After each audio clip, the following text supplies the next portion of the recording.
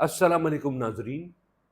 जैसा कि आजकल सैलाबी सूरत हाल के बाद चंद एक अमराज बहुत ज़्यादा फैल चुके हैं, जिनमें एक वायरल अफ्थलमाइटिस या जिसको आशोब चशम कहते हैं, ये बहुत ज़्यादा फैला हुआ है।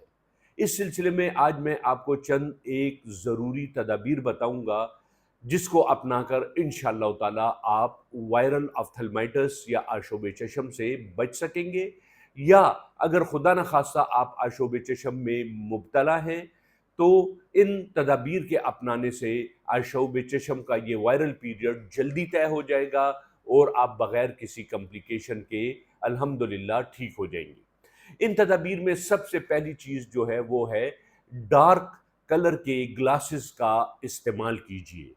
इससे आंखों पर रोशनी कम पड़ेगी और आपकी आंखों पर वायरस के, बैक्टीरिया के और दूसरे एलर्जेंस के हमला जो है वो कम हो सकता है। दूसरा, इसके साथ साथ वक्फे वक्फे से अपनी आंखों को ठंडे पानी से धोया करें।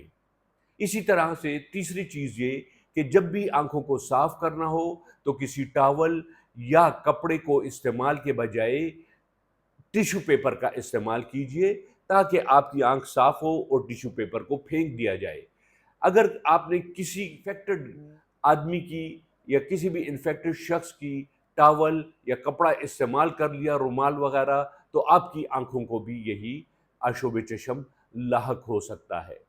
इसके अलावा किसी भी आशोब चशम के मरीज़ के करीब बैठने से गुरेज करें और उससे हाथ मिलाने से गुरेज करें, क्योंकि इससे मुतासरा शख्स के वायरसेस हाथों मिलाने के ज़रिए या उसके करीब बैठने, खांसने, छींकने के ज़रिए आपकी आंखों की जानिब जो है वो मुंतकिल हो सकते हैं।